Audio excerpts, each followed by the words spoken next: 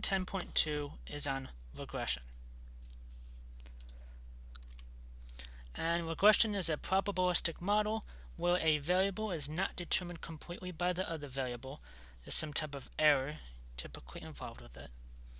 And this particular process gets its name from Sir Francis Galton, born in 1822, died in 1911.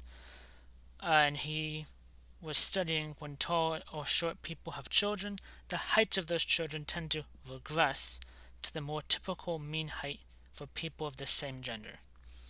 The regression line, or line of best fit, or the squares line, is given a collection of paired sample data.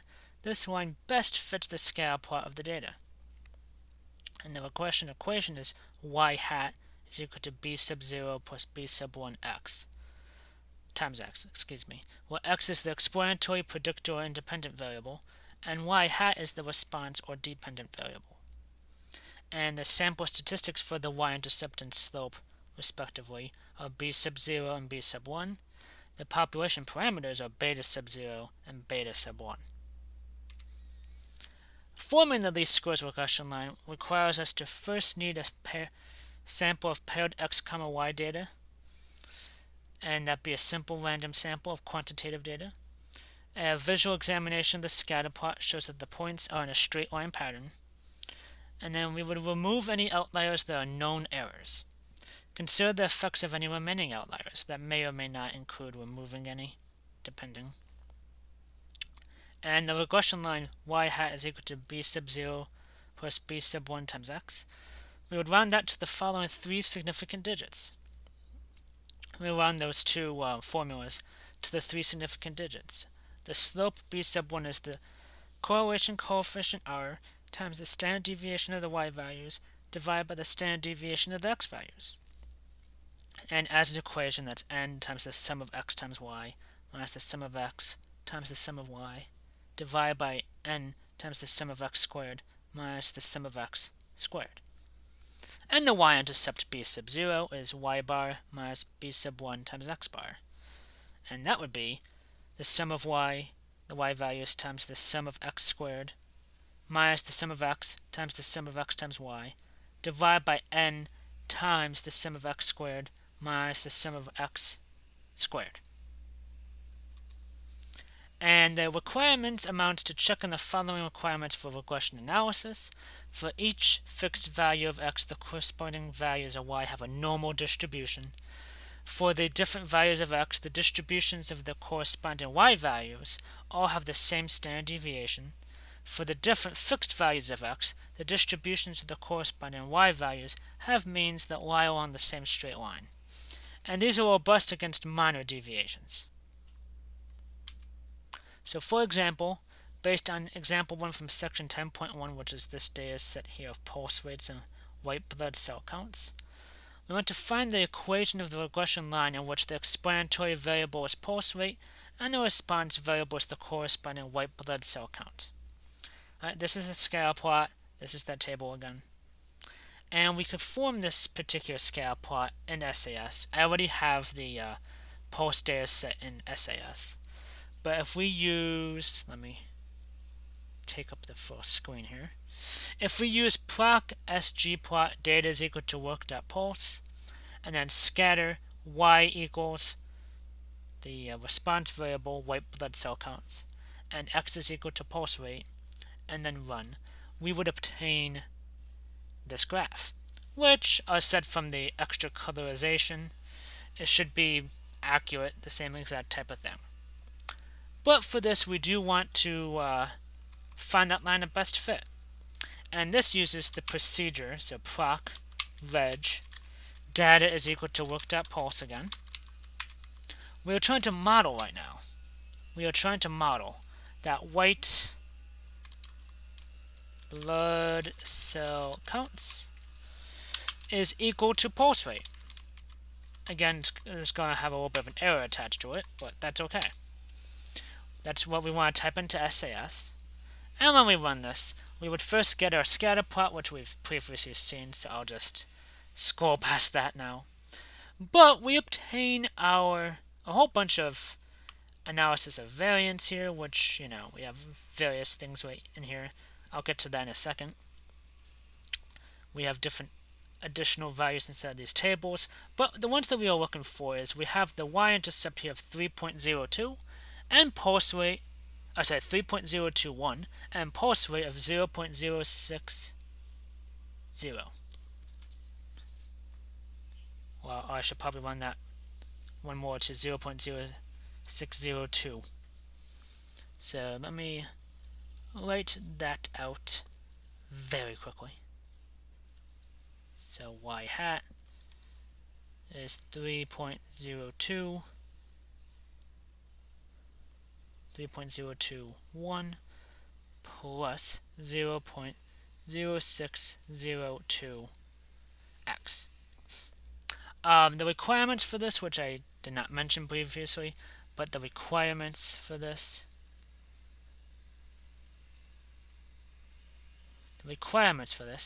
we first need a simple random sample, which we were previously told that this is a simple random sample.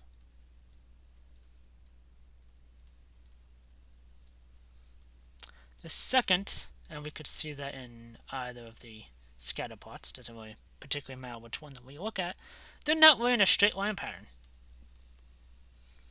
So the pattern is very questionable.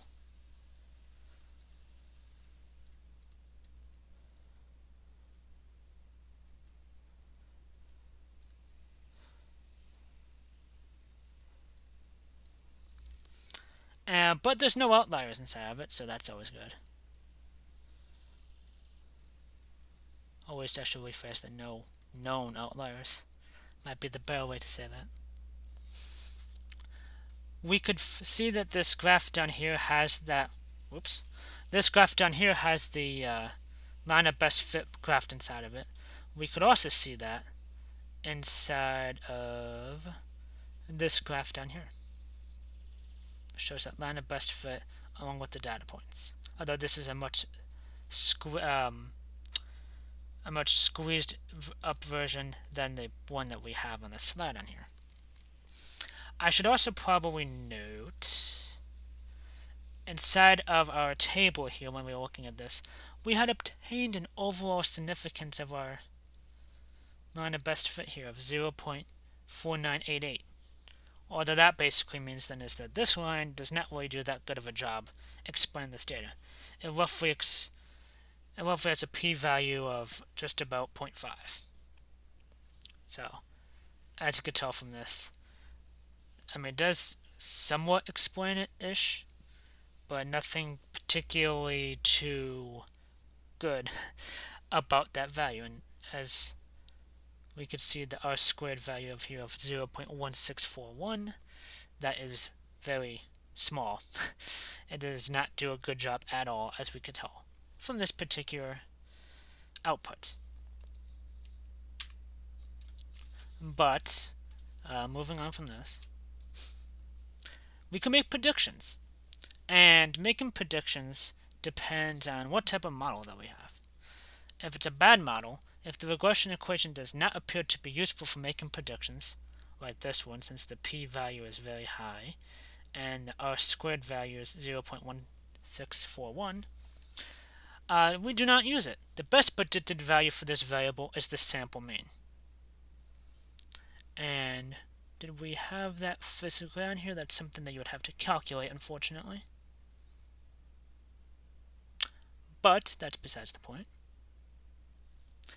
A good model, we would use the regression equation for predictions only if the graph of the regression line on the scatter plot confirms that the regression line fits the points reasonably well.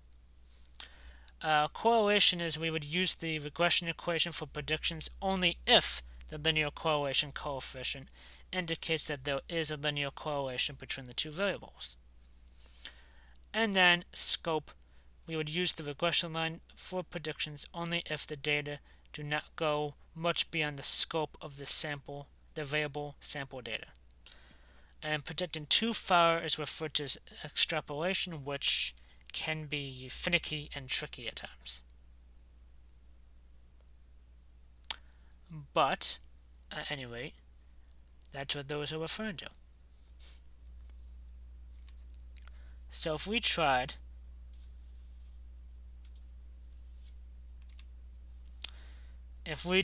to, let's say, form predictions here. So using the 5 pairs of pulse rates and white blood cell counts from example 1, so the data that we were looking at, we want to predict the white blood cell count for an adult female with a pulse rate of 80 beats per minute. Well, for that we would just average up all these y values, which would be y bar in this case. Doing so will give us a value of 7.72. So those being just the mean white blood cell counts.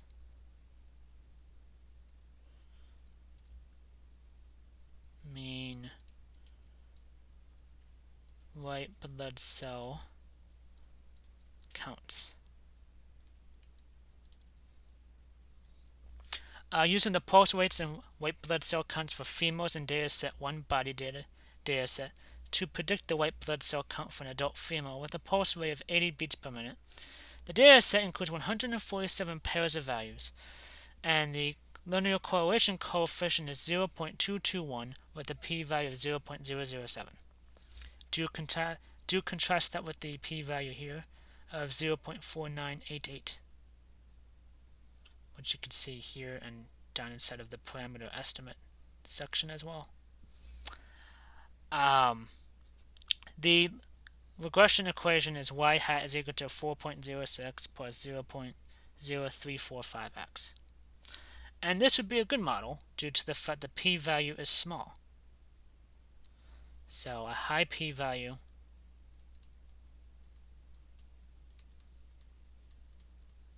is a bad model.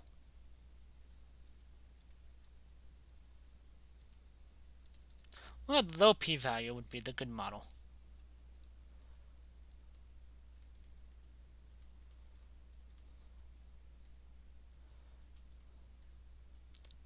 Good model. So because of this, we could use that regression equation, and we could put 80 into x here. So y hat is equal to 4.06 plus 0.0345 times 80. Toss that into a calculator, you get an answer of about 6.8. Which just means that the predicted value, the predicted white blood cell count, is 68.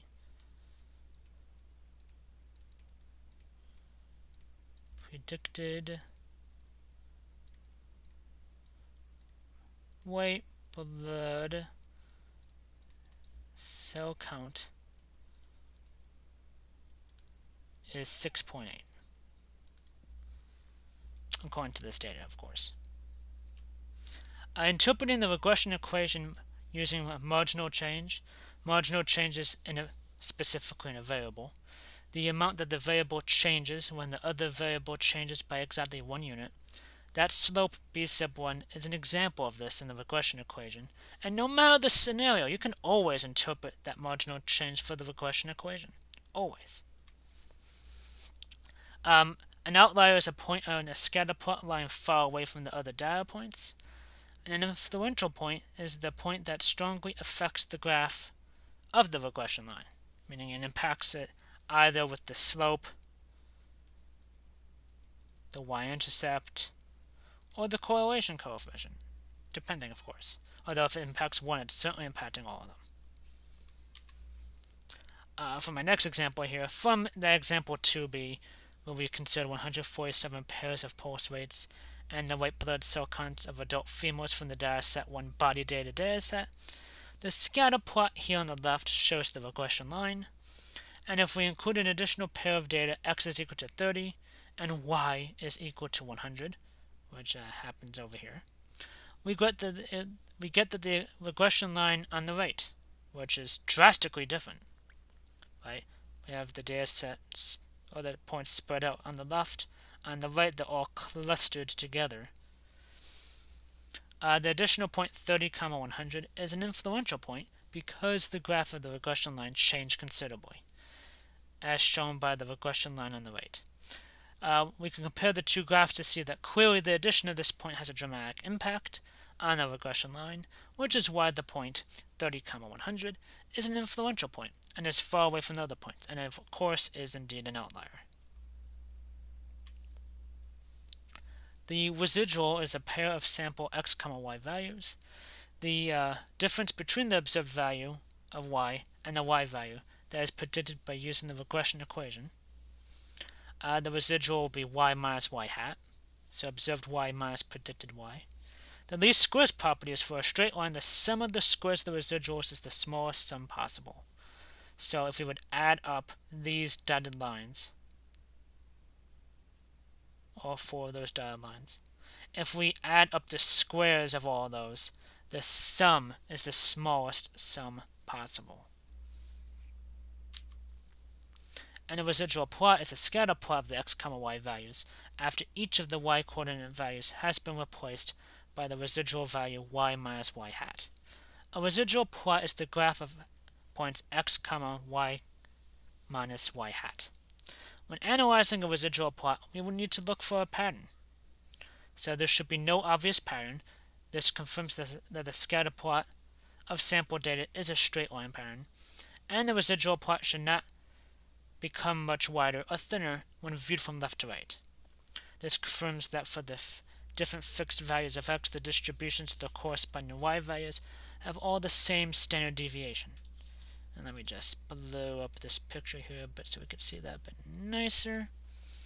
But inside of these particular graphs that I have down here, the one here all the way to the left, this residual plot suggests that the regression equation is a good model. We have the points scattered around this value of 0 here. There's a few that are kind of far away compared to the other ones, but for the most part they're pretty much scattered. The one here in the middle, this has almost not quite a quadratic, close to a cubic pattern here. So the regression equation is not a good model since we have this type of pattern. And then this one over here, the residual plot becomes wider from left to right, kind of like a fan type of relationship. And as such, it's also not a good model because of that. Now, the 147 pairs of pulse rates in the white blood cell counts for females in dataset 1, body data dataset, are used to obtain the accompanying residual plots down here. When the first x value of 80 is substituted into the regression equation of y hat is equal to 4.06 plus 0.0345 times x, we get the predicted value of 6.8. For the first x value of 80, the actual corresponding y value is 8.7. So the value of the residual, when we subtract the observed y minus the predicted y, gives us an answer of 1.9.